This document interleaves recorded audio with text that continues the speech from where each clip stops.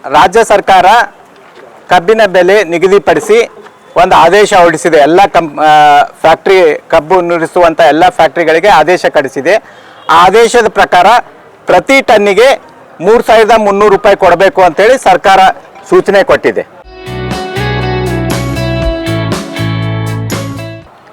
ಇವತ್ತು ಕೆಲವು ಕಡೆ ಬೀದರ್ನಲ್ಲಿ ಮತ್ತು ಬಾಗಲಕೋಟ್ನಲ್ಲಿ ಕೆಲವು ಕಡೆ ಸ್ಟ್ರೈಕ್ ಮಾಡ್ತಾ ಇದ್ದಾರೆ. ನಮಗೆ 3,500 ಬೇಕು, 600 ಬೇಕಂತೇಳಿ. ನಾವು ಕಲ್ಯಾಣ ಕರ್ನಾಟಕ ಭಾಗದವರು, ಕಲಬುರಗಿ ಜಿಲ್ಲೆಯವರು ಭಾಳ ದೊಡ್ಡ ಮನಸ್ಸಿನಿಂದ ಫ್ಯಾಕ್ಟ್ರಿದವರು ಬದುಕಲಿ, ರೈತರು ಬದುಕಲಿ ಅಂತೇಳಿ ಸರ್ಕಾರನೇ ಆದೇಶ ಹೊರಡಿಸಿದೆ. 3,300 ಎಲ್ರಿಗೂ ಕೊಡಬೇಕು ಅಂತೇಳಿ ನಮ್ಮ ಬೇಡಿಕೆ ಇದೆ. ಈ ಕಲಬುರಗಿ ಜಿಲ್ಲೆಯಲ್ಲಿ ಪ್ರಮುಖ ಫ್ಯಾಕ್ಟ್ರಿ ಅಂತ ಹೇಳಿದರೆ NSL. First Aland cooperative sugar factory ಒಂದೇ ಇತ್ತು, ಅದು ಓವರ್ಟೇಕ್ ಮಾಡಿ ಅವರೇ ನಡೆಸ್ತಾ ಇದ್ದಾರೆ. ಇವತ್ತು ನಾವು ಅವ್ರಿಗೆ ಕೇಳಿದಾಗ ಅವ್ರು ಇನ್ನೂ ನಾವು ನಿರ್ಧಾರ ಮಾಡಿಲ್ಲ ಅಂತಾರ. ಅದಕ್ಕೆ ಅವರಿಗೆ ಒತ್ತಾಯ ತರೋ ಸಲುವಾಗಿ ನಾವು ಸೋಮವಾರ 17ನೇ ತಾರೀಕು ಬೆಳಗ್ಗೆ 10 ಗಂಟೆಗೆ ಬುಸ್ನೂರಿನಲ್ಲಿರುವಂಥ NSL ಫ್ಯಾಕ್ಟ್ರಿಗೆ ಎಲ್ಲ ರೈತರು ನಾವು ತೆರಳಿ ಮುತ್ತಿಗೆ ಹಾಕಿ ಅವರು ಸರ್ಕಾರದ ಆದೇಶ ಏನು 3,300 ಇದೆ ಅದನ್ನು ಇಂಪ್ಲಿಮೆಂಟ್ ಮಾಡಬೇಕು ಅಂತೇಳಿ ನಾವು ಒತ್ತಾಯ ಮಾಡ್ತೀವಿ. ಈ ಹೋರಾಟ ಯಾವುದೇ ಪಕ್ಷಕ್ಕೆ ಸೀಮಿತ ಅಲ್ಲ, ಯಾವುದೇ ಜಾತಿಗೆ ಸೀಮಿತ ಅಲ್ಲ. ಇದು ಕಬ್ಬು ಬೆಳೆಗಾರರ ಪ್ರಾಮಾಣಿಕ ಹೋರಾಟ.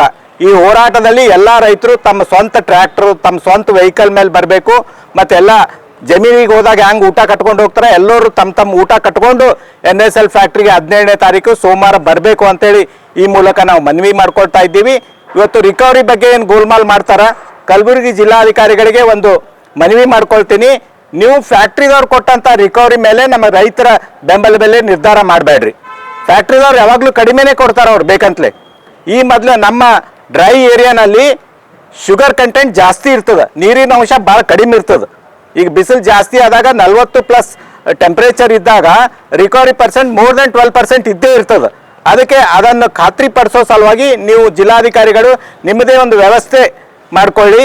ಅವ್ರು ಕೊಟ್ಟಂಥ ಡಾಟಾ ತೊಗೊಂಡು ನೀವು ನಮಗೆ ಶೋಷಣೆ, ಎಕ್ಸ್ಪ್ಲಾಯ್ಟೇಷನ್ ಮಾಡೋಕ್ಕೆ ಅವಕಾಶ ಕೊಡಬೇಡ್ರಿ ಅಂತೇಳಿ DC ಮೇಡಮ್ ಅವರಿಗೂ ಕೂಡ ನಾನು ವಿಶೇಷ ಮನವಿ ಮಾಡ್ಕೊಳ್ತಾ ಇದ್ದೀನಿ.